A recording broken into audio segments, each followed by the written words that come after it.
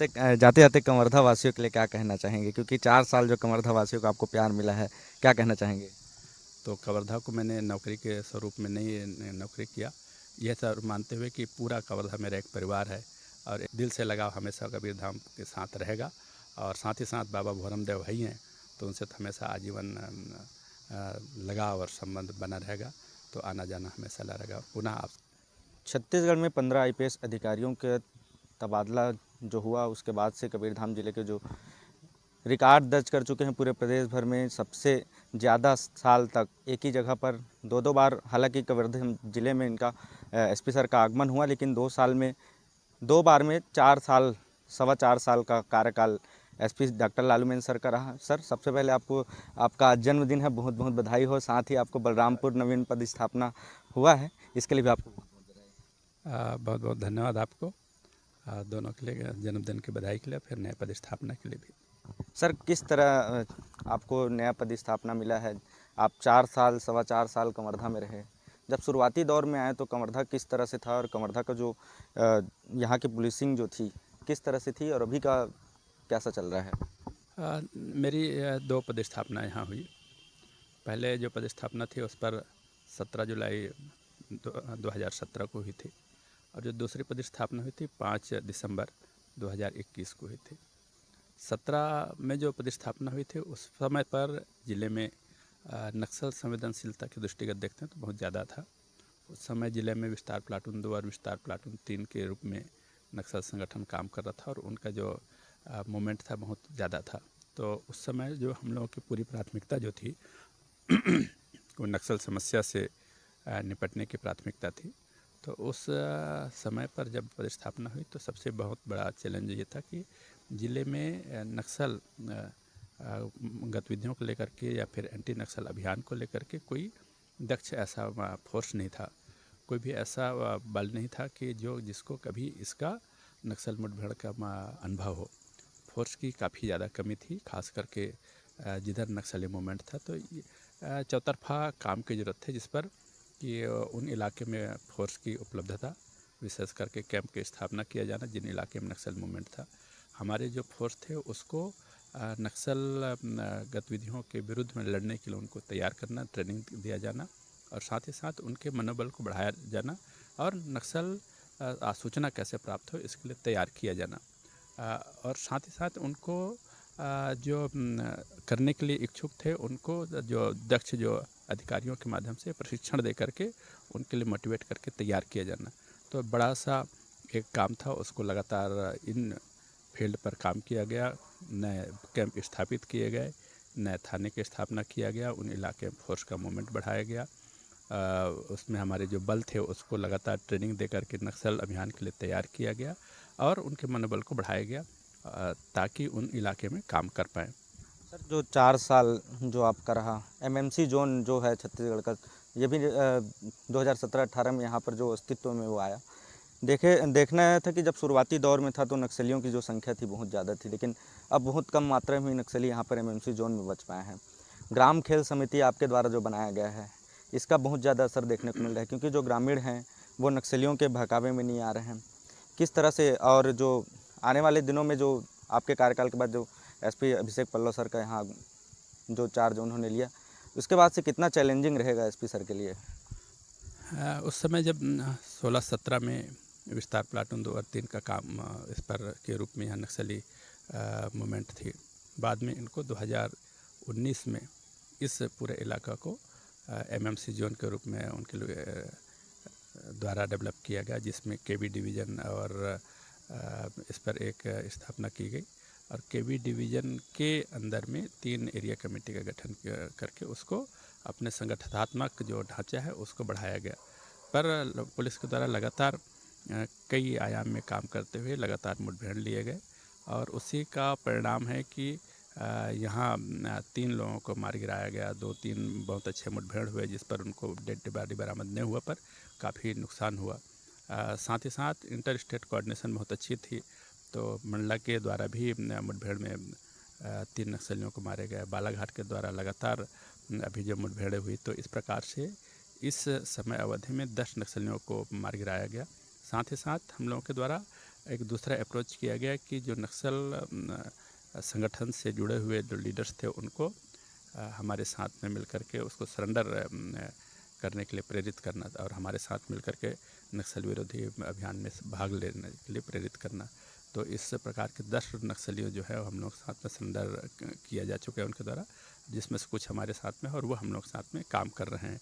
तो एक तरफ नक्सल मुठभेड़ लिया गया, दूसरे तरफ नक्सल समर्पण पर को जोर दिया गया और तीसरी तरफ यह है कि नक्सल विचारधारा गांव के युवाओं तक न पहुंचे, इसके लिए कम्युनिटी पुलिसिंग के माध्यम से खेल गतिविधियों को बढ़ाया गया, लोगों से तालमेल की गई, शिक्षा की गतिविधियों को बढ़ाया गया, लोगों से तालमेल की गई। परिणाम ये हुआ कि आज के दिन में खेल गतिविधि और शिक्षा के माध्यम से ग्रामीण जन लोग हैं सीधे पुलिस से जुड़े हुए हैं और वर्तमान स्थिति में कह सकता हूँ कि अब के स्थिति में कबीरधाम जिले से नक्सल संगठन में एक भी आदमी उस पर भर्ती नहीं हो पाया। ये हम लोगों की एक बड़ी सी जीत है। ज़्यादातर ये है कि आपके ही कार्यकाल में सभी नक्सली जो मुठभेड़ हुआ उसमें नक्सली की मौत हुई। साथ ही जो कवर्धा में अभी लगभग 6 नक्सली हैं जिन्होंने सरेंडर किया है और एक गोंदिया में हुआ है और एक और जगह पे हुआ है। तो जो 6 नक्सली हैं उनको भी आत्मनिर्भर बनाने के लिए आपने एक मुहिम छेड़ा कि उनको रोज़गार का अवसर प्रदान किया जाए, उनको सिलाई सिखाया गया, इलेक्ट्रॉनिक के सामान को बनाने के लिए उनको सिखाया गया कि किसी प्रकार से उनको आर्थिक मजबूत बनाया जा सके। इसके साथ ही जो ग्रामीण वनांचल के जो नक्सल प्रभावित इलाके हैं वहाँ आपके द्वारा शिक्षकों की भर्ती की गई, वहाँ पे जो बच्चे नहीं पढ़ पाते थे उनके लिए शिक्षा के स्तर को सुधार करने के लिए किया गया। ओपन की परीक्षाएं भी उनको दिलवाया गया, उसका भी अभी लगभग 70% लगभग स्टूडेंट जो हैं वो पासिंग हैं।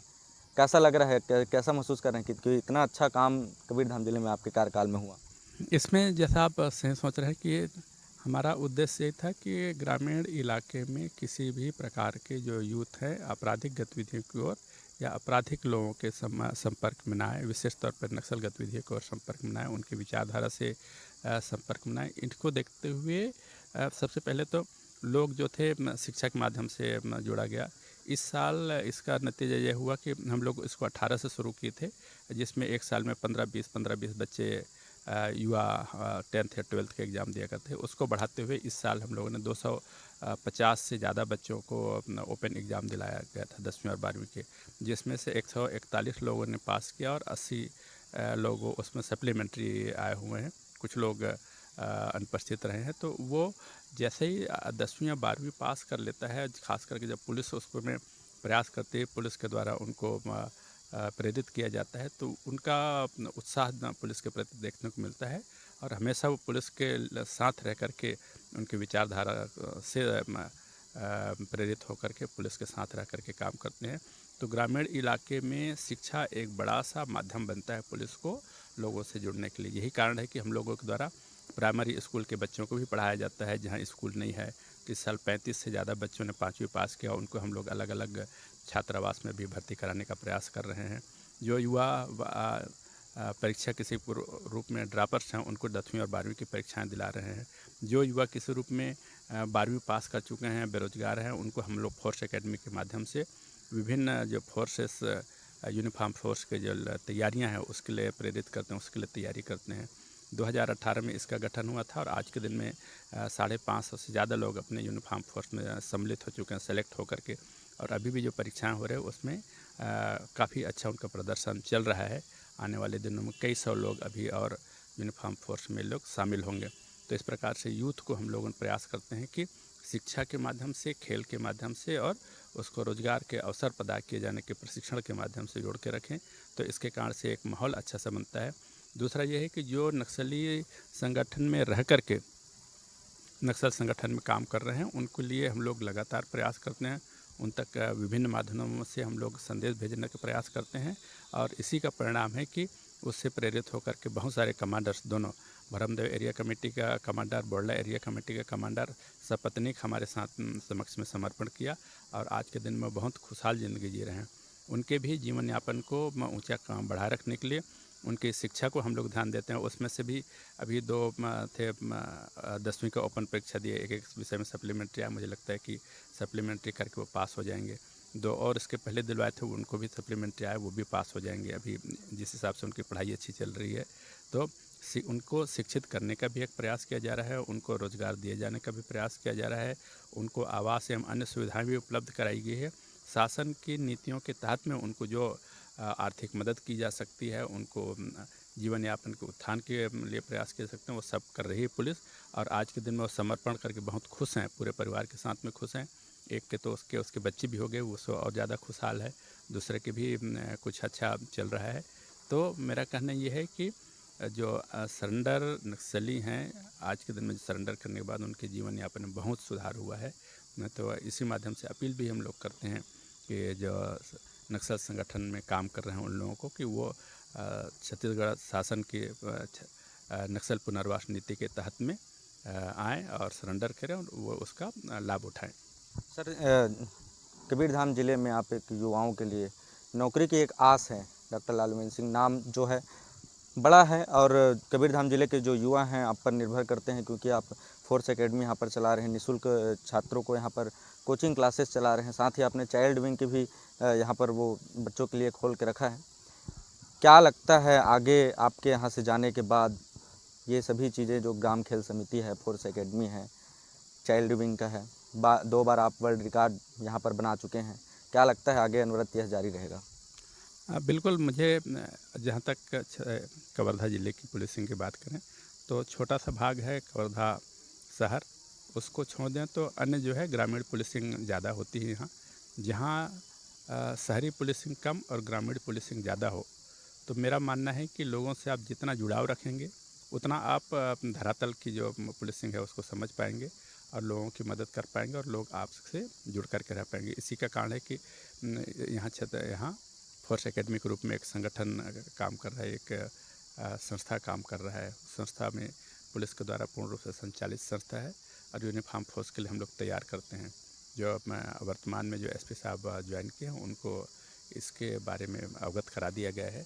जो चाइल्ड विंग है वो भी कहीं ना कहीं स्लम इलाके के बच्चे हैं जिनको उद्देश्य ये था कि किसी प्रकार के अपराध की तरफ उनका अग्रसर न हो, तो इसको लेकर के एक चाइल्ड विंग का गठन किया गया और उसमें लगभग 100 से ज़्यादा स्लम इलाके के बच्चे हैं जो हम लोग साथ में रह कर के खेल गतिविधियों में भाग लेते हैं।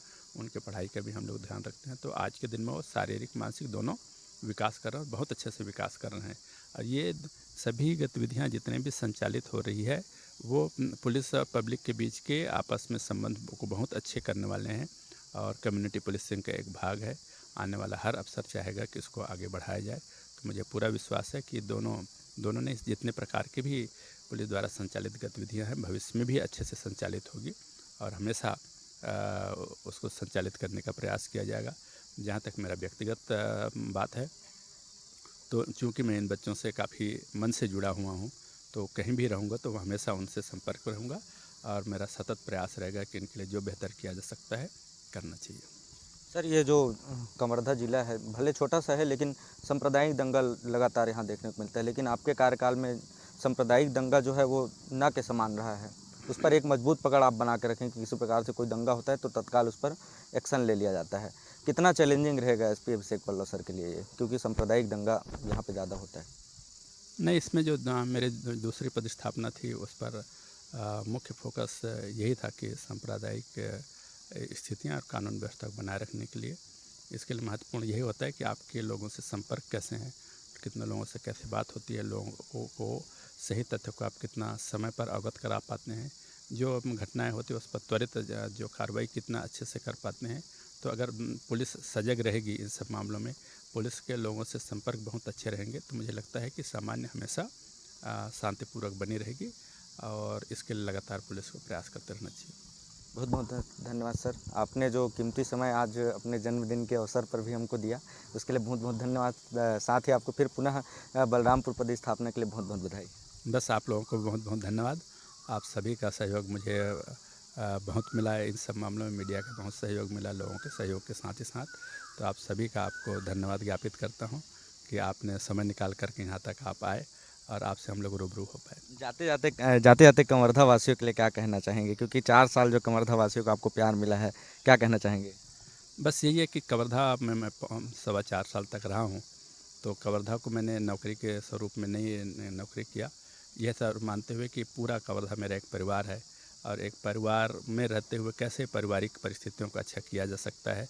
तो पुलिसिंग भी उसी परिप्रेक्ष्य में किए गए सभी, और यही कारण है कि पब्लिक से जुड़ाव हो पाया हमारा। और आज के दिन में मुझे विश्वास रहता है कि अगर कोई ऐसी परिस्थितियाँ आ जाए तो मैं लोगों से बात करके, लोगों के बीच में जा कर के उन सब से समाधान कर सकता हूँ। और जितने अगर 4.25 साल मैं यहाँ रहा हूँ, और मुझे लगता है कि अगर मेरा सफ़र बहुत सफल मानते होंगे आप अगर, तो उसमें पूरे के पूरे सभी पब्लिक का सहभागिता रहा है, लोग पब्लिक का मेरे प्रति सहयोग रहा है।